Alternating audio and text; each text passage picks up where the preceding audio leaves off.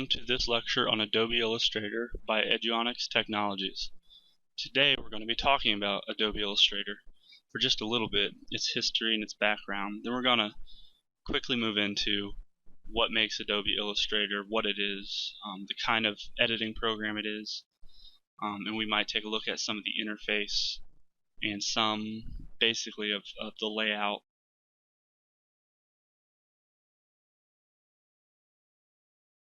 As you can see on my screen, I have Illustrator up, and I also have an image up. Illustrator was first developed for Macintosh in 1986 and sold in 1987. So that's almost 30 years. And what you're looking at right here is the original Adobe Illustrator version 1.1 and the simple interface. As you can see, you don't have nearly as much stuff as I have up here with Illustrator CS6. So it's come a long way.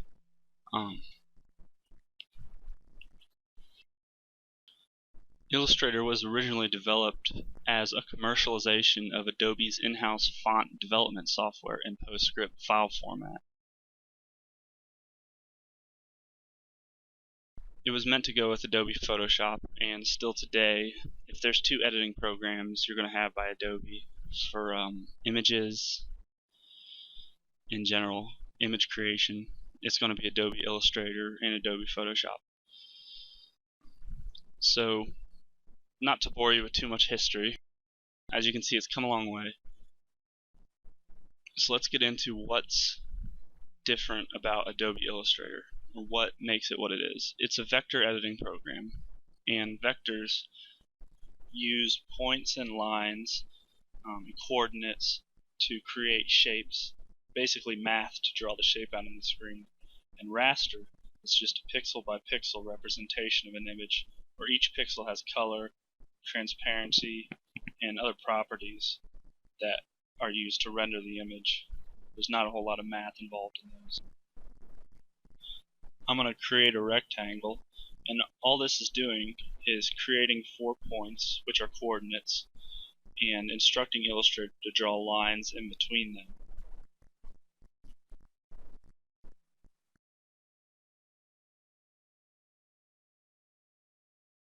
If you were to look in the code and decipher it, you would see a bunch of numbers, a bunch of points and coordinates.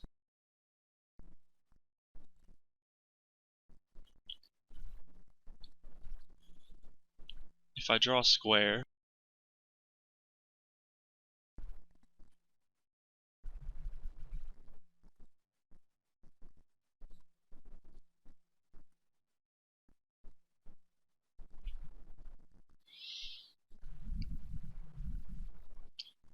you can see the 4 points up here, and basically that's all that's in the file right now. Even if I make it solid, there's 4 points and lines in between them and instructions to make the square black. So basically it's just a bunch of instructions, as opposed to raster images, which is a very literal interpretation of an image pixel by pixel. One of the benefits of Illustrator versus Photoshop is that Illustrator saves a lot of memory, saves a lot of size, file size. Vector files are orders of magnitude smaller than raster files in general. In addition, it can be scaled up to any size, whereas with Photoshop and raster images, they're made out of pixels, so when you scale them up, all you're doing is making the pixels bigger. Whereas if you scale this square up, for example, let's zoom out a little bit. If I scale this square up, all I'm doing is moving the points farther apart. The computer is saying, hey, make these points farther apart and draw a longer line in between them and fill the whole thing with black. Same thing as if I moved it smaller. It'd be saying, make them closer together, draw lines in between them, and fill the whole thing with black. So it's still 4 points, 4 lines, and filled with black. If I save this as an EPS, an SVG, or an AI file, it's going to be very small because it's just instructions on how to create this little square. Whereas if I had this in a raster editing program like Photoshop, if I made this very big with an original document size that was really large, it would be really large because there'd be a pixel here, here, here, here, here, and on, which takes up a lot of memory, and the files are huge. So the two biggest benefits to using Adobe Illustrator is that you can scale the images to whatever you want. So if you were making a design or an illustration and you wanted it to be on a billboard or a giant sign, you don't have to worry or completely redraw it. You can just scale it up. It's almost just 5 or 6 keystrokes, a couple mouse clicks. If you were making something in Adobe Photoshop, you have to choose your initial size, and you kind of have to stick with that. You can make things bigger or smaller with raster images, but like I said before, they'll start to get distorted. So enough of that boring stuff. Let's get into the program itself.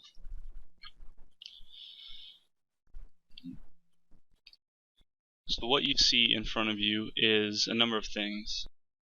I have a panel right here, and all of my panels are on the right side typically. Of course you can change it around however you want. And your tools are on the left side. Tools are things used for drawing, editing, that kind of thing, and panels are used to manipulate the properties of objects. Over here you have your panels. When you click one of them, it pops out. With Illustrator CS6 and some previous versions, this whole docking system in general has become very sophisticated, but you'll notice a lot of similarities as you go back previous versions, almost all the way back. So you have your panels here, and they can also be accessed up in Window, and this is virtually the only thing this menu item is for. It's for accessing panels. It's also for workspaces, which we'll explain a little bit later. Right now, as you can see, I'm on the default workspace. So if you can't find it over here, just go up to Window and find whatever you need. And we'll get into more of what these do a little bit later.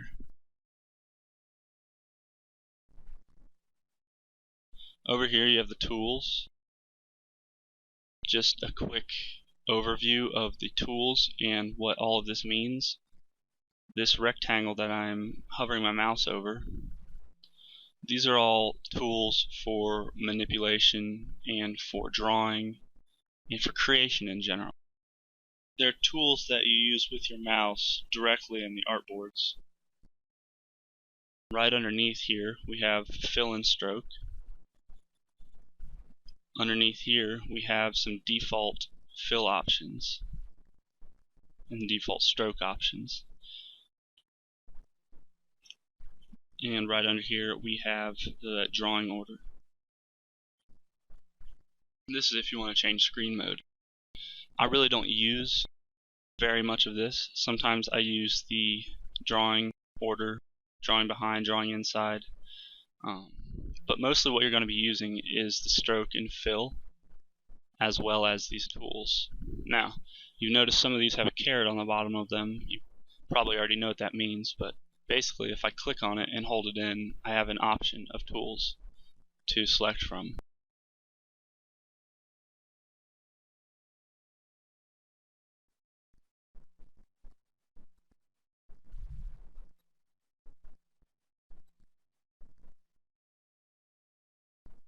So you would click a tool over here, just like I did before, and draw out whatever you want to. And I could go over here to, for example,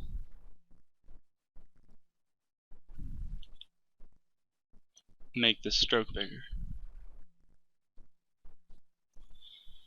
And I would come over here and let's say I want to make it kind of a rounder, softer top. I would use a tool again. Like I said, they're for drawing and creation typically. So I just made a piece of toast. And over here, if I wanted that piece of toast to have an inside stroke, see, I'm editing the piece of toast essentially right now if I wanted it to be a dashed line. So it doesn't follow 100%, but that's basically the difference between these two sides. And as we go through these tutorials, we'll explain everything in them. So one of the newer features to Illustrator is up here. It's the control panel, and it's pretty amazing. It combines the features of each panel that are the most relevant to the tool that you're using at the time, so you don't have to keep going over here, selecting a new panel.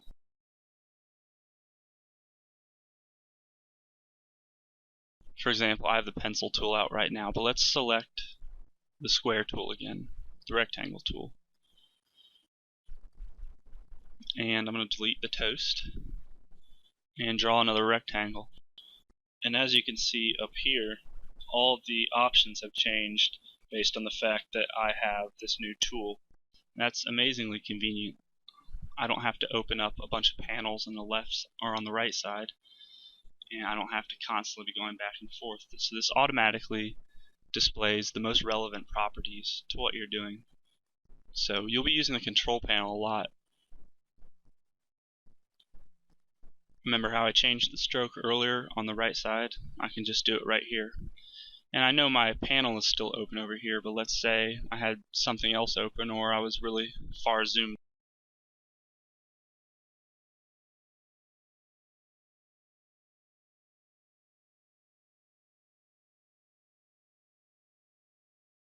Maybe I don't have enough room for all these panels, and I want to change everything up here. So if you look down here, you'll notice that we also have some very generous scroll bars. Whenever you start with a new document in Illustrator, it usually gives you a lot of extra working space, and that's what all this dark gray is. The white in the middle is the canvas or the printable area, and so you can put stuff in the dark gray area. You don't have to worry about it printing. It's very useful. You can store objects there without having them get in the way. So I can keep certain shapes that I want to use later. Let's just pretend these are more complex and I didn't just have to draw them that easily. I could keep this out of the way so it's not printing, and drag it in whenever I want. And I can also have things kind of hanging off the side. Basically, the canvas will automatically print, although you can everything on the canvas in the workspace, but generally the canvas is your working area. So basically that's how the artboards work, and that's how that's the difference between the white and the gray space. So down here you have something I consider kind of useless. It's just telling me what the tool that I'm using is. But I can change it to show a number of useful things. And we have the menu up here. And the menu typically corresponds to everything we've gone over so far, although there's a few options that are specific to the menu. And since I'm using a later version of Adobe, I have access to Adobe Bridge, and I don't know why they put this there, but you can arrange your documents. It's really handy if you have a bunch of them open. So that's basically it. There's the control panel, which is like a combination of the best settings for the tools over here from the panels over here. It takes the best parts of these panels, depending on the tool you're using, and puts them all up here. So this is immensely useful. Then you have the tools. There's a lot of tools, and we'll get into most of those, or at least a lot of them. And then you have over here the panels, basically used for editing manipulation. So that about does it with just a basic look at the interface. Thanks for watching, and get ready because in the next videos we're going to be learning a lot more about Illustrator.